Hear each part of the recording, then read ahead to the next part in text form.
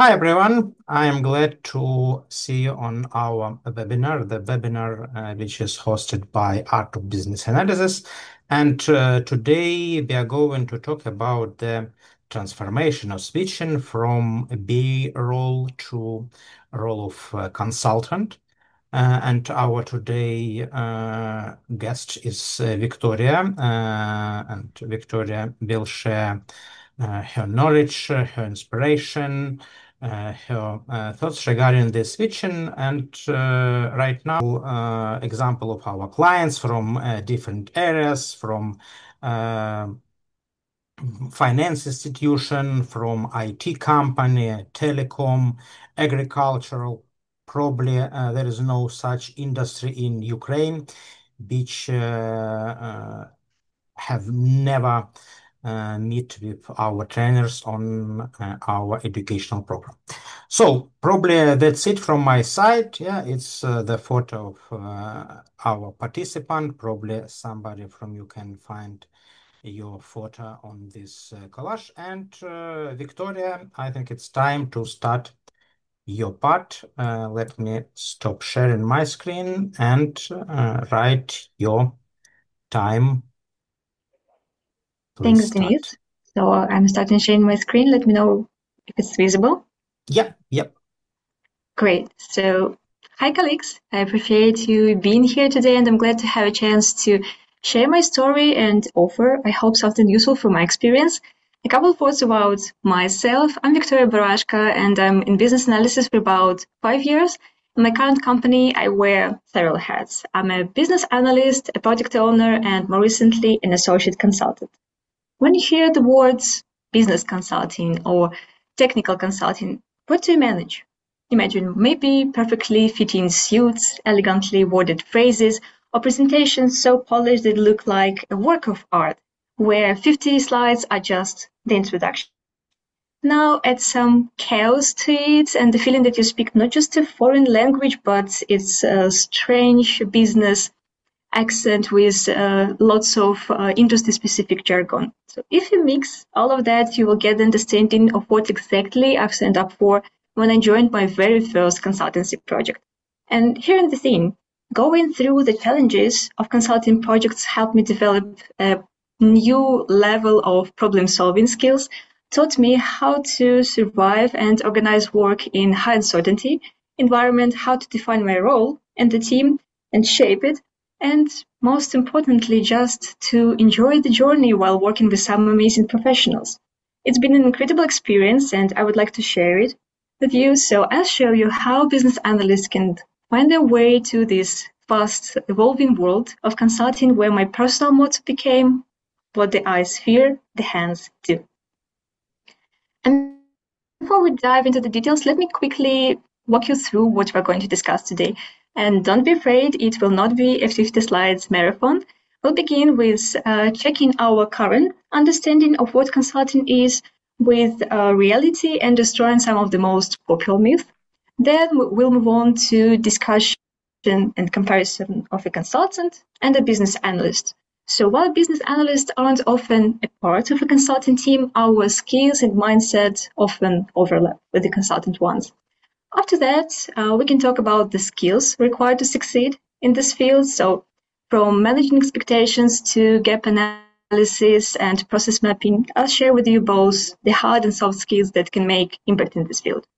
And to wrap up, we'll talk about where to begin if you're curious about consulting but don't want to change your company.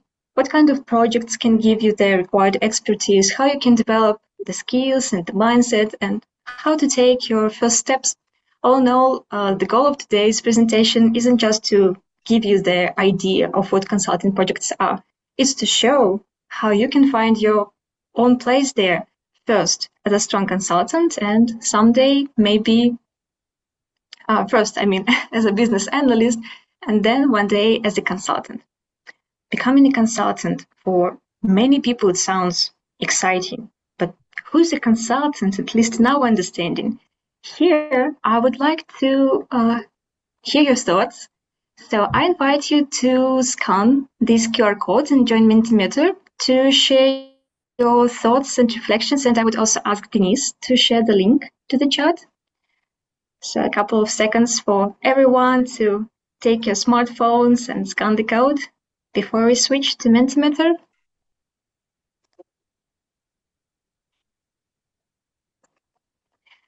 So let me see. Okay, I see we already have some participants. I have already sent the link into the chat window. Yeah, if you Great. want, you can open. So I think I can proceed.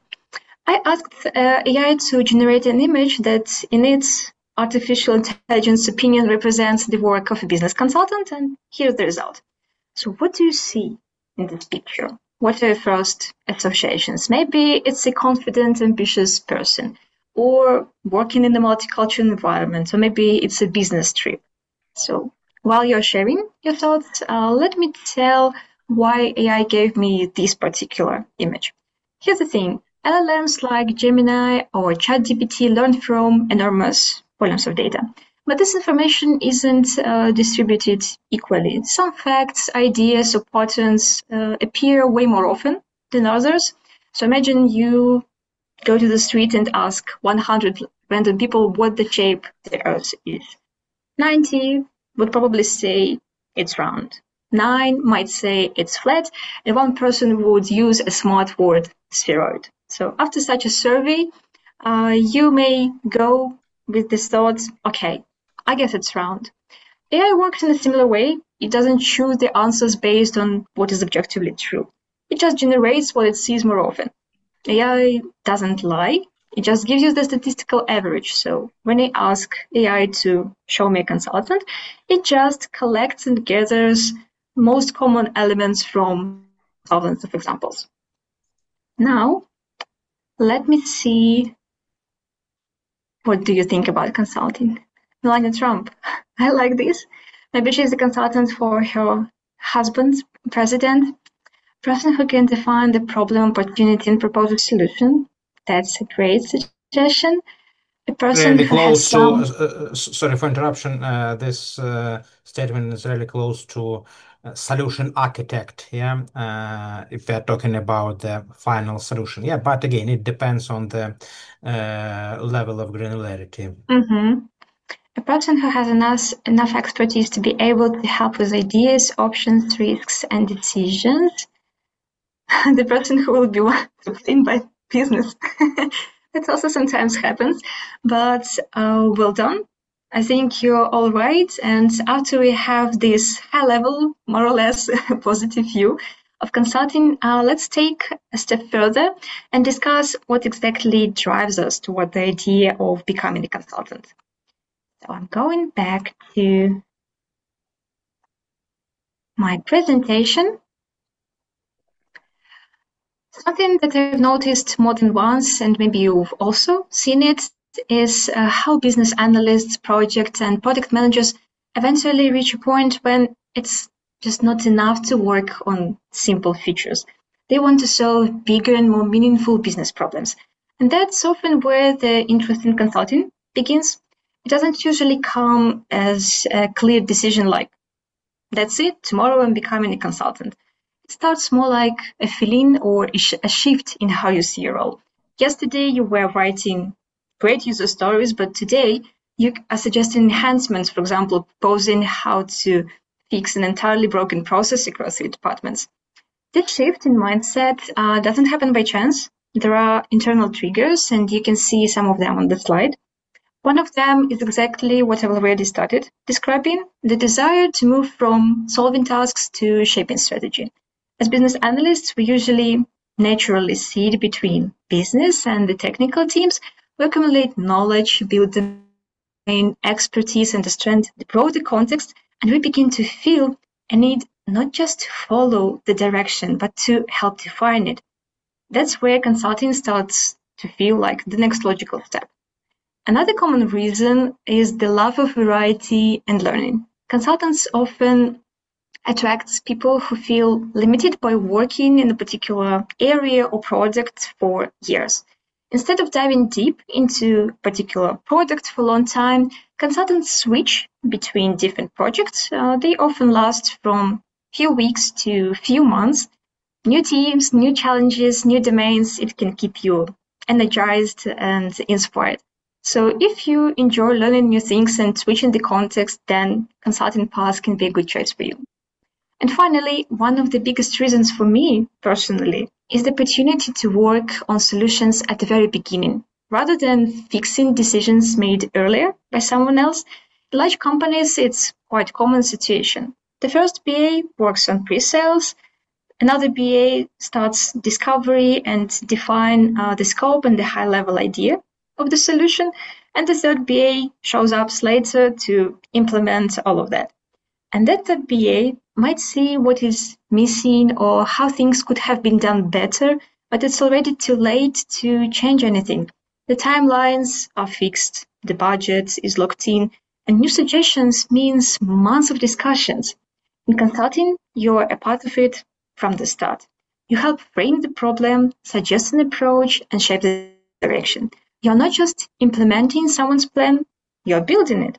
And that gives a totally new kind of meaning and value to your work. Now, we've talked about how we imagine consulting and what drives us toward it. Let's take a look at what consulting actually is in reality and break down some of the most popular myths. Myth number one, consulting is all about business trips, workshops, and presentations. Do you remember that classic image of a consultant that AI showed us? A confident expert flying to another country to lead a workshop with a whiteboard and colorful sticky notes. Yes, that part of consulting really exists. Those glory moments do happen. But to be honest, it takes only 20-30% of the work, what's behind the scenes. For example, imagine a client send you a 78-slide presentation in the evening and ask you to read it before the meeting in the morning. Or your workshop can go completely off the plan because two stakeholders suddenly remember their conflict and start arguing in front of others. Also, I'd like to mention conducting interviews. A lot of interviews. I've had weeks when half of my time was spent doing interviews. Sometimes it's people who do not even understand why they've been invited, or others are sure that you are here to support their opinion, or the opposite, they can see you as a savior, someone who can finally come and tell everyone what to do. I think you get the idea. Meanwhile, the consultant's job is to listen carefully, notice the contradictions, and slowly build a full picture of what is happening in reality and move things forward. Managing people and expectations isn't easy either. We all have met stakeholders who are constantly busy. You can spend 2 weeks trying to organize a 30-minute session with them. And the others are full of enthusiasm. They want to give you everything. Documents, presentations, process diagrams, everything they had during the last 7 years. And sure, some of it can be helpful, but you physically don't have time to study all of that. And often it's even not the main focus of the project.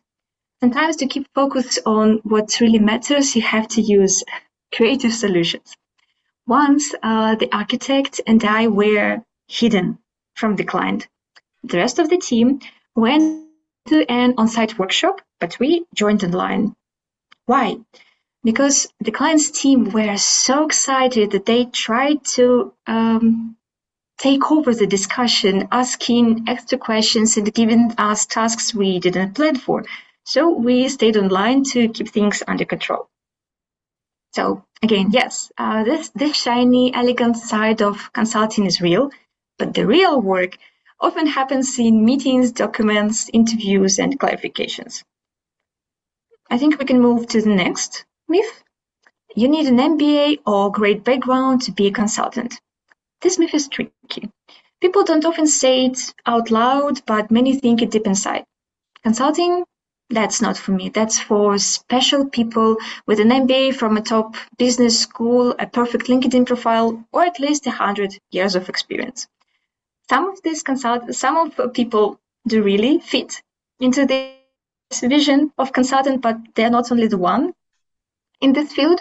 Some of the best consultants with whom I worked never ever thought about getting an MBA. They came from different teams, from development, operations, or designs, Because consulting itself can be very different. There is strategy consulting, operational one, experience consulting, and different experience can be valuable in each case.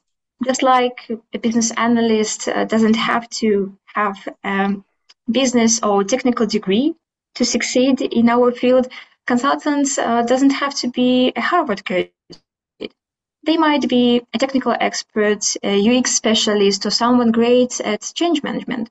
In fact, people who switch to consulting from such roles as business analyst or project manager usually have a privilege. You already know how to deliver real solutions. You've already seen how changes are made in real life and sometimes how they're failing. And from those experiences, you've learned how to build things that actually work and bring value. So what's the point? You're already halfway to becoming a good consultant. Thus, I can say that this myth is broken. An MBA is not the secret key to success. What matters more is how you think, how you deal with uncertainty, and how you build good conversations that help people to bring together and work collaboratively. Myth number 3. Consultants always have the answers and are there to give advice. All right. So maybe you don't need to be an MBA, but surely a consultant must be like a walking encyclopedia, right? Someone who already knows everything. Best practices, frameworks, latest trends. The client only starts talking about their problems and consultant is already nodding. Yes, we've seen it. Here's what you need to do. In my experience, that's not how good consulting works. Strong consultants do not start with answers. They start with questions. Even if the industry is the same, the context is always different. Even if the process looks familiar, then the team, the company's culture, their maturity, their priorities, everything can be different. Also, consulting is not just about giving advice and showing a presentation with 5 smart points. The real work is much harder. It's about making the advice work in the real world. You need to help the team understand the idea, trust it, and feel it's like their own. Most of the time, your job is to guide discussions, build trust between people who don't always agree with each other and with you as well, and help them make decisions together. Only after that you can start showing the direction. Not the perfect answer, but the answer that fits this company, this team, in this moment. So, no, consultants do not know or have all the answers, but they do have the ways to find them faster. And they are not afraid to say, we don't know yet, but we know how to figure it out. In the end, a consultant is not just an expert. A good consultant is like a bridge between teams, between ideas, between strategy and the first step of making it real. And to me, the best result of consultants' work is when client keeps using the suggested tools, solutions, and ideas even after the consultant is gone. I think this myth is also broken, so let's proceed with the final one. Consulting projects are smooth and well structured. Let me ask you this. Has anyone here worked on pre-sales? Is it really a phase about which we can say smooth and structured process? Put plus or minus to the chat. From the outside, consulting projects look very professional. You set a goal, reach it, prepare and conduct a nice presentation, and show the results. Everything looks clear and logical. But when I joined my first real consulting project, for me, that wasn't like that. The client was a big company, a market leader. The goal sounded exciting. Enhanced digital customer experience. I thought I had won the jackpot, an interesting topic, a chance to do something valuable and important. But soon I started facing challenges. The goal was inspiring, but also very vague. I had no idea what the success could be there. I had no clear plan. I quickly understood that no one was going to give me a list of tasks. I had to create this list myself. And the pressure didn't help as well. In consulting, you don't have 3 months to onboard and figure things out. Sometimes you have just 2 weeks to prepare an artifact you've never ever heard before. Something like a value discovery handbook or a product lifecycle management framework. Okay, the second one sounded more familiar, but you sit here and ask yourself, is it supposed to be a process map or a list of recommendations? This is where the real challenge begins. Your teammates are also busy. They may not have time to guide you or even check the quality of your work, but you are part of the team and they rely on you. What you do affects others. Now you can either give up or start figuring things out on your own. At first, I was really nervous, sometimes indecisive and shy, but cautiously, step by step, I started taking ownership. So if you're not afraid to ask questions or take initiative, you'll definitely find your role and you'll definitely build your own plan. For myself, I came up with a simple set of steps, the things that help both the consultant and the rest of the team succeed in such projects. Alignment is the first step that usually happens even before the real project starts. At this stage, consultants start building relationship with the key people from stakeholders side, and they ask for background documents, check the goals, define the general direction of the project. Most of the work happens inside the consultants team, and from the client we ask for such things as company's org chart, the list of stakeholders and their availability, and we try to agree on two important things. What does the success look like and what we are solving? I would say it's even more important to define why we're solving it. We also prepare a few important artifacts that will help us organize our future activities. The first one is a document that describes the problem and the project scope. It's something similar to vision and scope document that BAs prepare. Then comes stakeholders map and the plan of activities. So who we need to interview, when meetings happen, and when we're going to present intermediate results. The second phase is called investigation. This is when we study the current situation and try to understand the causes of problems and find important insights and bottlenecks. For me, this is the most tiring part of the project. The amount of work is rather big and sometimes it feels a bit repetitive. For example, I can have 15 questions that I prepare in advance and adjust based on the participants of the interview, because, for example, they can be from different departments. But still, in just a few days, I need to conduct 10 interviews where I will ask more or less the same things. And interviews are only the beginning. There are also a lot of materials to go through, documents, presentations, diagrams. That's why one of the most important and useful questions that you can ask both to your clients and to your team is which documents should I read first? That really helps to focus your time and energy. The main goal of this phase is to answer one big question. What's really happening right now? And by the end of this SS analysis, we usually prepare a few important deliverables. This can be process diagrams or user journey maps, but it really depends on the type of the project. If the project is more technical, for example, we might prepare something like an assessment of the current data architecture. It all depends on the project goals. But no matter what the focus is, there are always two key outcomes: a clear list of the current pain points and bottlenecks, and also a gap analysis that compares where the company is and where it wants to be. Finally, we summarize everything into a presentation and run a workshop with the client to review the results and also start planning the next step, creating a vision of the future. This part of the project feels more creative, but it still stays very structured. Here we can generate ideas, compare solution options, and evaluate what kind of changes could bring the best result. Usually this is when top managers are involved more actively. We organize workshop, brainstorming sessions, also conduct sometimes surveys or voting to help the team choose priorities. It's also important to say that this is not just the phase when we come up with a solution. Our goal is to offer several transformation scenarios, explain their pros and cons, and help the client understand which one fits their situation best. So the main question for this phase is what options do we have and which one is right for us?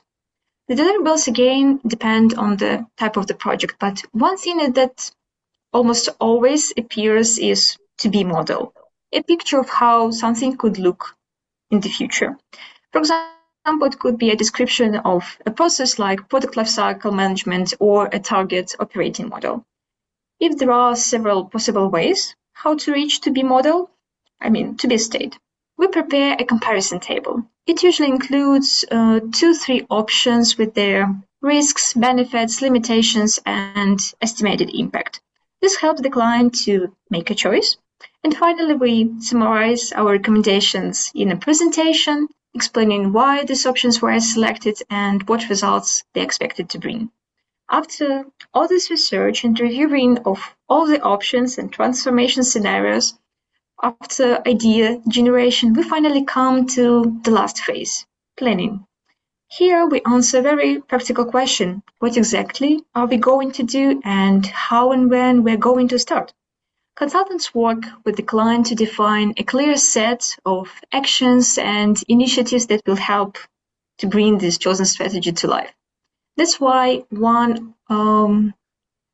we usually prepare business cases, a short document that explains each initiative, what resources we will need, what kind of costs and results can be expected. In addition to the final presentation, we usually build a high-level roadmap. It's a simple timeline that shows what actions will happen in each quarter or another period of time. This helps the client understand what comes first, what happens later, and what to prepare for.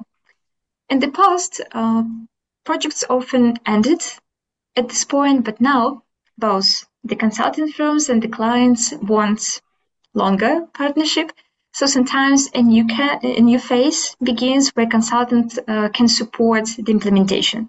They may not lead the change themselves, but they stay close, watch the progress, answer questions, and provide guidance. And sometimes the cooperation can grow even more. A few months later, a client can come back and invite the same team of consultants to a new project. For example, previous project was mostly focused on customer experience, but now we are conducting technical assessment. So even if a single project lasts from few weeks to a few months, you can work with the same client for years and become a true partner. But now you might be thinking, this is all sounds like something PAs already do. You're right. In fact, consulting projects often look similar to how we work as business analysts. We share a lot of methods, tools, techniques, ways of thinking. I was surprised when I heard my consulting colleagues telling that they are conducting discovery projects exactly the same as business analysts do. So let's take a moment to summarize. How are we, business analysts and consultants, similar, and how are we different? Let's start with what consultants and BAs have in common. It is actually quite a lot. First of all, we both focus on solving real business problems. Whether you work inside the company as a business analyst or coming from outside as a consultant, the goal is the same, to understand the business needs and help find and implement the right solution. Second, both roles are client-facing. That means we're working closely with different people, managers, team leads, experts, and we spend a lot of time on aligning expectations and building good communication with stakeholders. Another thing we share is structured thinking. Both need to see connections, find patterns, and explain complex topics in a clear and simple way, often using diagrams, models, or frameworks. The next point is really important. It's data-driven decision making. Of course, sometimes we have to make assumptions, but in general, we rely on facts, analysis, and logic. We don't just guess, we take a look at the data and try to understand what it tells us. And of course, communication skills. But here, I'd like to add one small detail.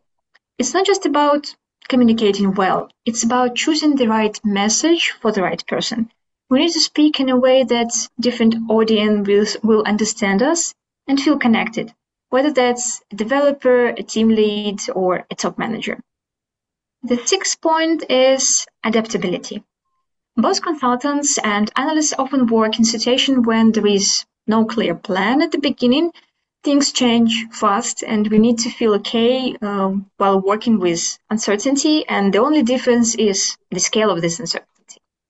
One more similarity that we are often the bridge between the people, as I've mentioned, so we can unite departments. We're a bridge between business and tech, stakeholders between different roles and priorities. So those are the main things that we share. Now let's take a look what makes us different. The first difference is the role in the organization. A business analyst usually works inside the team as a part of the company's regular structure. Our work is often influenced by the internal rules, culture, and priorities of our team, while a consultant, on the other hand, is more independent. They are often seen as an external expert who is not a part of day-to-day operations. Because of it, consultants are more often trusted as a neutral voice, especially when there are disagreements between different parties or there are difficult decisions to be made. Second difference is the focus. Business analysts usually work in a specific area, a product, a team, or a department. Consultants often work on a bigger cross-functional problems that involve many teams or affect the whole company. Another key difference is the level of uncertainty and the style of engagement. A BA usually starts with some direction, a clear goal, a product idea, or an existing solution that should be improved. A consultant often starts with a vague or unclear situation or request, and it's their job to define the problem and suggest a strategy. Analysts often go deep into one domain. Consultants work across different topics in short and focused interactions. We also create different types of deliverables. A business analyst usually prepares something more detailed, like process flows or requirement specifications. A consultant work with more strategic outputs, like frameworks, business cases, or a long-term roadmap for the next 3-5 years. In short, we may use similar skills and tools, but we apply them in different ways with different goals and usually a different level of organization. And to better understand what it takes to grow into a consultant's role, let's take a closer look at the key skills that really help us to succeed in consulting. We can start with hard skills. I've already mentioned some of them earlier, so here I'll just highlight a few important points. First, structured thinking. In consultant, this also means using different analytical frameworks. You've probably heard about SWOT analysis. During my consulting projects, I've discovered new tools that help me to look at the business models in a much structured and deep way. Next is analytical rigor. By this, I mean making decisions only when you have clear data and facts. In consulting, I feel it's even more important than in business analysis, because if a wrong assumption leads to a bad strategic choice or decision, the risk and potential consequences and damage can be much bigger. So it's always better to say we don't have enough data than to guess. Next comes business acumen, a basic but very valuable skill. The better you understand a particular domain and industry, the easier for you is to follow the trends, understand the problem, and suggest the solution. Another skill I really find important is synthesis. This is the ability to take multiple sources of information like documents, diagrams, interviews, researches, and bring it all into one clear and logical output. And finally, time management. Consulting projects often move very fast and deadlines can come from different directions at the same time. It's important to know how to plan your day, how to define the milestones and deliver results even after you feel under pressure. Now let's talk about the soft skills that really help in consulting work. These skills are all about how we work with people, how we build trust, lead conversations, and move things forward. One of the most important skills here is influencing without authority. As a consultant, you don't often have a manager role in a client's company. but you still need to drive action. Not because you give orders, but because people trust your experience and they feel your confidence. Influence comes from your attitude, relationships, and the way how you show the value. Of course, we cannot forget about stakeholders management. This is the skill every business analyst know well, and it's just as important in consulting. You need to build trust, understand people's needs and worries, and help the team work together even if they don't fully agree with each other. Also, here I would like to highlight facilitation as a separate skill. In some cases, especially if we are taking part in time and material projects, we can wait a bit while stakeholders are discussing something between them. But in consulting, that's not an option. You're often the one who needs to gather all the people in one room, on one call, run the workshop, and guide the group to a decision. Another big one is adaptability. Consulting means working in situations when things constantly change. One day you were working on a plan, the next day you have to change everything because of the new output. So it's important to stay calm, focused, and just keep moving. And finally, we come back to communication. This is not just about speaking well. In consulting, you need to adjust your message depending on who you're speaking to. A developer, a product owner, and SEO all need different kind of explanations, and it's your job to make your message clear, useful, and to make it easy to understand for each of the audience. And here, I think we have some time to do one small exercise. So again, I invite you to join the Mentimeter. You should already have it on your phones, or Denise can share the link. And I will... Should I share the same link?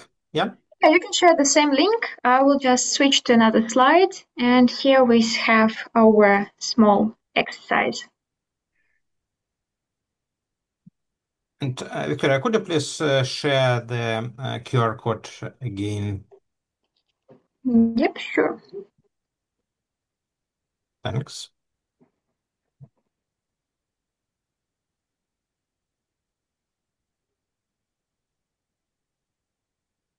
Yep, I see we already have 24 participants, so let's do a quick exercise and practice one of the skills that I've already mentioned. I'll give you the main message, and your task is to think on two versions. One for top managers, and second for regular employees. So let's try. You can see the message already here. So we're introducing a knowledge management system to help us use our internal expertise more effectively. So here, try to think, what would you highlight to top managers? Maybe something strategic or related to value or ROI.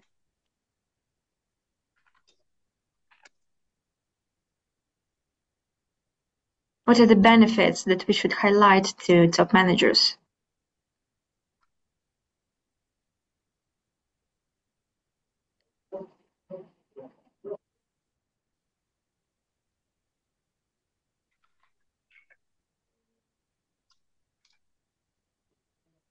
Let me know whether you see the screen, because I do not see here any answers. So any suggestions? Maybe you can unmute yourself and tell, oh, okay, I see. Fast onboarding of the new employees, right? Save the time and cost for onboarding. Good. Anchor test sessions for, yeah, save the lead times. It's also important. Saving costs and faster business processes. Also, I think we can highlight for them that we can expand and share our best practices faster. Realize opportunities faster. Great. Cost reduction on internal courses. Yeah, so we can become more competitive by expanding our expertise and allowing our employees to learn faster. Good. Thanks a lot for sharing. And now let's try to find some benefits for regular employees. So what we can highlight for them. Let's adjust our message.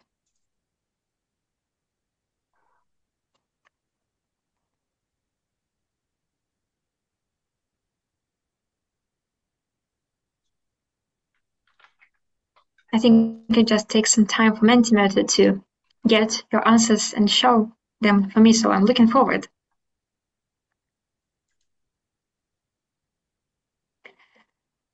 Find the answer for a question faster, right?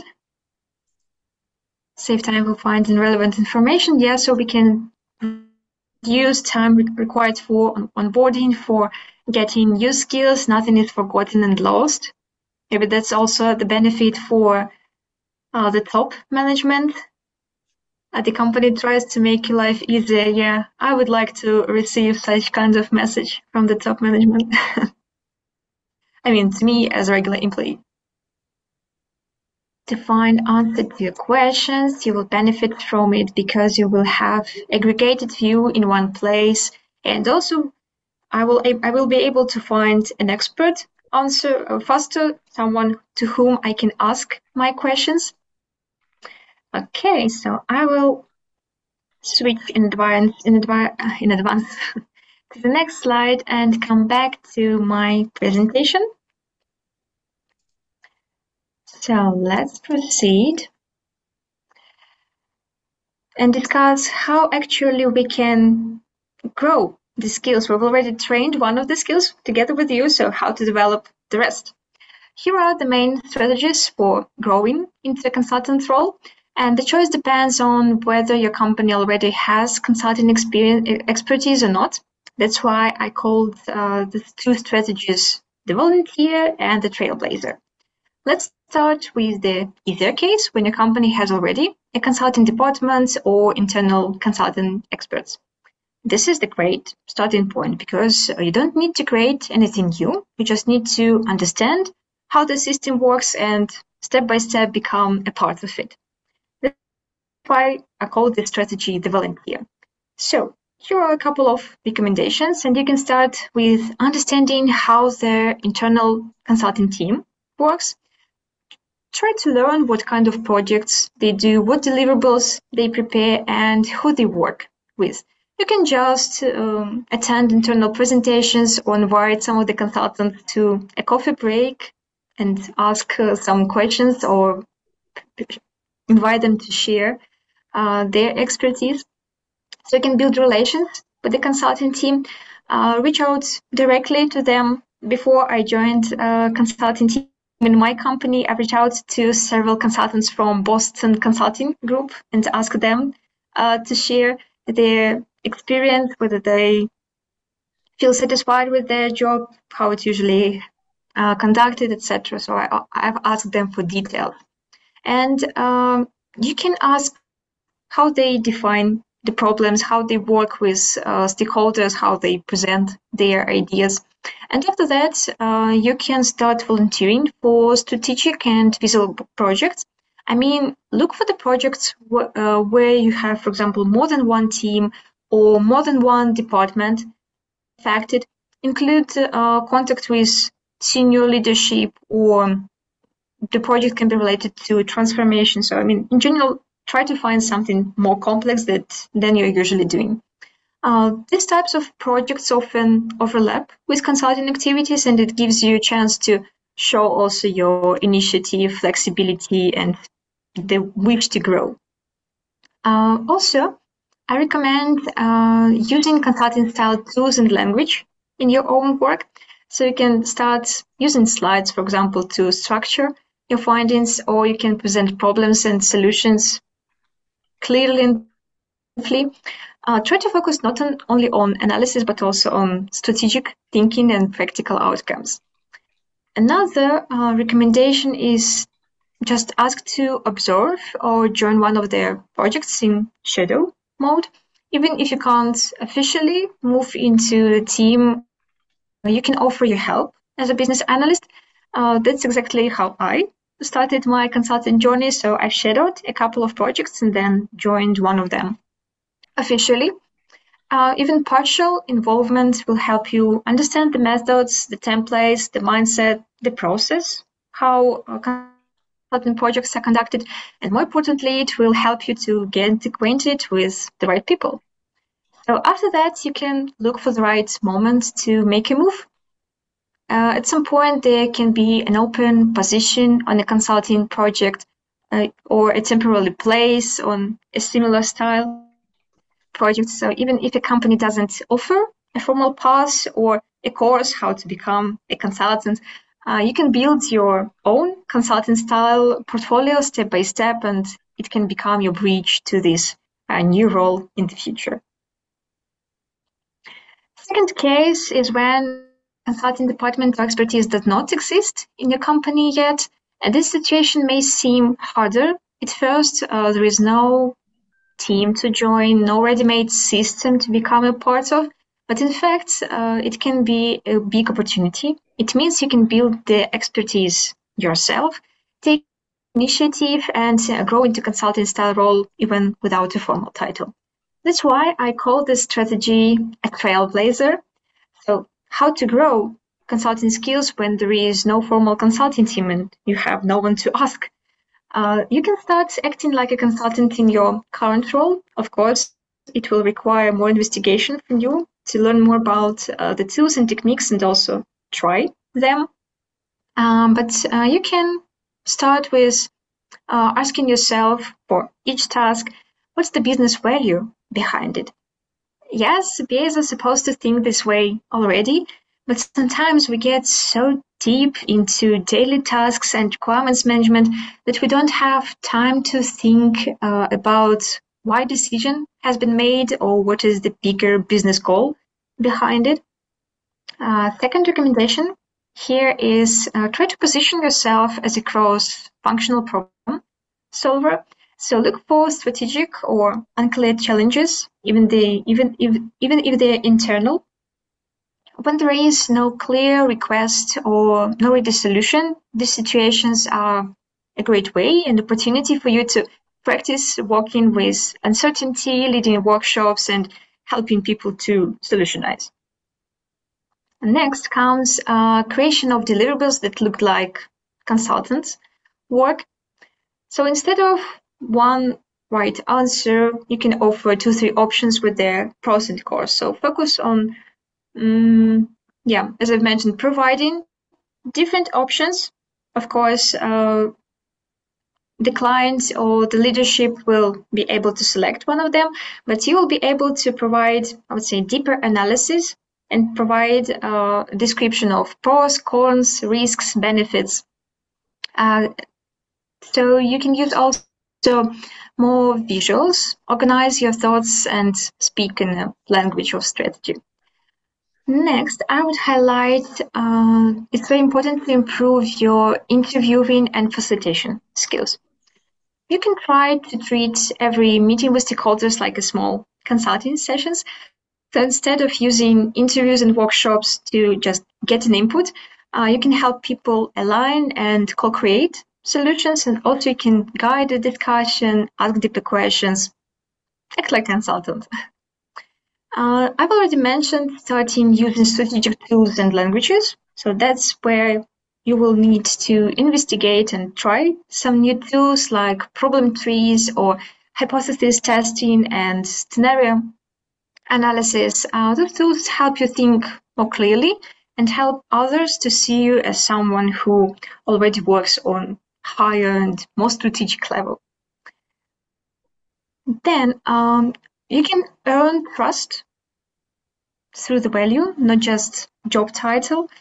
If you don't have a formal consulting role, your influence will come from the way you think, how you clarify your messages and your ability to handle complex situations. Over time, step by step, people will start thinking about you as someone who gets things unstuck.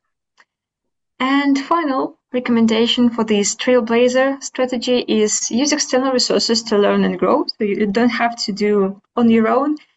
Since there is no formal team inside your company, you can look for courses, webinars, and articles about strategy, about structured thinking, communication, facilitation, and how to present things in a more efficient way. So in general, the strategy is about acting like a consultant before you officially become one. And if you stay consistent, you will build both the skills and the reputation to take on that role as in your company or in another company that will be impressed by your consulting style portfolio of deliverables. So let me finish my presentation with key takeaways. And while I'm sharing, you can also scan the code, go to Mentimeter and share your takeaways, your insights. So my first takeaway is consulting is not just a job title, it's a mindset. So you don't have to change your role to start thinking like a consultant. Even as a business analyst, you can ask better questions, challenge assumptions, and help people to see a bigger picture. The second takeaway is you already have more consulting skills than you think. Skills like stakeholders management, communication, clear thinking, and synthesizing of ideas are valuable in both roles. The real difference is how you use them and whether you are ready to work on a deeper and more strategic level. Final one is you don't need to wait for the permission to grow. Whether your company has a formal consulting function or not, there are always chances and possibilities to step in, take initiative, and lead change. You can grow into the role by showing that you bring value, not just delivering tasks. And now I'd like to switch to Mentimeter to see your key takeaways and insights. So feel free to share what was valuable for you. Maybe something has surprised you.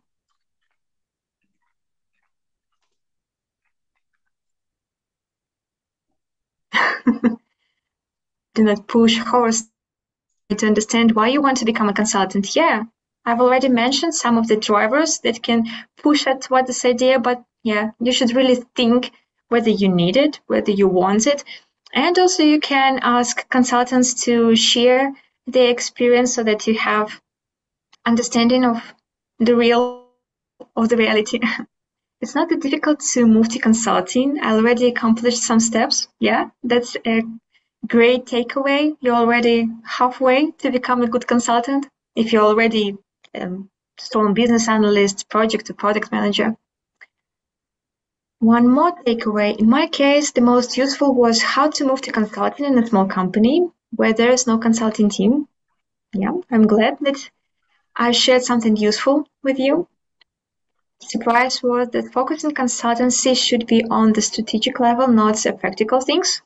Yeah, that's maybe one of the biggest differences between a business analyst and a consultant, because business analysts already have an idea or direction in which they should go, and it's the work of business analyst and maybe a solution architect to decompose this big strategic initiative into smaller parts and then go deeper into details. Sorry for interruption. We have a question in the chat. Victoria, thank you for presentation. First of all, I am wondering which techniques, materials would you suggest for developing a consulting mindset? If you have recommendation regarding books or articles, I think that we can share this list in the records of this session on our YouTube channel. But if you want to highlight something right now, feel free. Yeah, I think I should better share it after this session. I have several books to recommend and also the courses. Just need to remind myself about their authors. Great, thanks. Let's take a look what else is here. For me, it was helpful. I started thinking about becoming a consultant. I'm really happy that I've inspired you. That And maybe again, was one of the goals of this session. yeah, probably one of the, I can't say that most interesting, but in any case, yeah, that business analyst is really close to consult role. Yeah, and then you share this slide with the differences Yeah, it's really interesting that some of senior business analysts already work as a consultant. Yeah, that's true. And I've already heard from some of my colleagues, senior and lead business analysts, that they think that they're already doing all the consultants' work. That's why they could not understand at first glance what is the difference between business analysts and consultants because they're already doing all the things. Okay, so thank you for sharing the insights. Now we have some time to answer your questions if you have any. So you feel free to share them here or to the chat. This will help me to see them. Yeah, guys, and if you want, you can raise question in Ukrainian or Russian language. Yeah, it's not a big issue, and we will provide the answer according to the language of your question. So we have 3, 4 minutes for Q&A session. If you have any questions, probably let me raise the first question. Victoria, when did you first time to think about the consultant role or switching from BA/pure role to consultant? So when I only, it happened several years ago. When I joined my company, then I knew that there was a consulting department in it, and I was thinking that would be cool to work with them one day. And later, when I grew up to a senior title, then I've started thinking about that I want to take more responsible and strategy-oriented role. So I started thinking about becoming a product owner, but that time I just didn't find an open position of a product owner. But as I've already had a wish to do something more interesting and important, I reached out to consultants just to, uh, yep, ask about their work, what they're doing, and when I got more details from them, I became really interested in it. And I've started learning, and also I've asked consultants to help. They've mentored me for some time, and after that, I could shadow several projects, and I made sure that it's really interesting for me, that I can bring value, that it's something that I should not be afraid of, and it allowed me to join one of the projects officially. Okay, thanks. So any other question?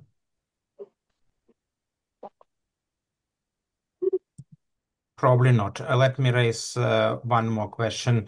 Who shouldn't switch from BA to consultant role from your point of view? Yeah, for whom it's not a good idea.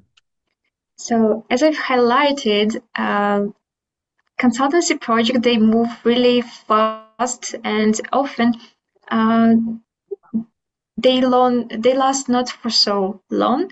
That's why people who prefer to have, I would say, stable projects, or who would like to stay in a project for a long time and dive deeper into a particular domain, into particular products. So it's better for them to stay in business analyst role. And also maybe it requires a particular level of seniority, maturity, and domain expertise, because if you are a newcomer to a particular domain, for example, finance or e-commerce, it would be really hard for you to suggest a good solution. And as I've mentioned, the cost of a mistake is really high. So also if you maybe afraid, but if you don't want to take this responsibility on you, it's better to stay in business analyst role. If you are looking for work-life balance, probably consultant is not for you. It Okay, depends, of course, on the company. From some people, yeah, I've heard that they can start working at 8 a.m. and finish at 8 p.m. But in every company, I think there is an opportunity to still maintain this work-life balance. So it depends on your personal attitude. exactly. Любовь, do you have a question? I see that you unmute. Probably not. Maybe I can also highlight that so COVID times are already over. So now we have again more business trips, both as business analysts and as consultants. So if you're not a fan of journeys, maybe also it's better to stay in a role of a business analyst. Yeah, unfortunately, not everyone have chance to for business trip right now, but yeah, except Ukraine, the business analysts from another countries, but some business analysts from Ukraine can go to trip. Okay, so any additional question? In any case, you can raise this question via our Art of BA chat and Telegram. You can raise question in YouTube for a recording of this session. Victoria, thanks a lot for sharing your expertise, for your great presentation, and for your speech. And see you later. Thanks a lot for your time. I hope that you will join our activities in the nearest future. See you later. Thank Bye. you. Bye.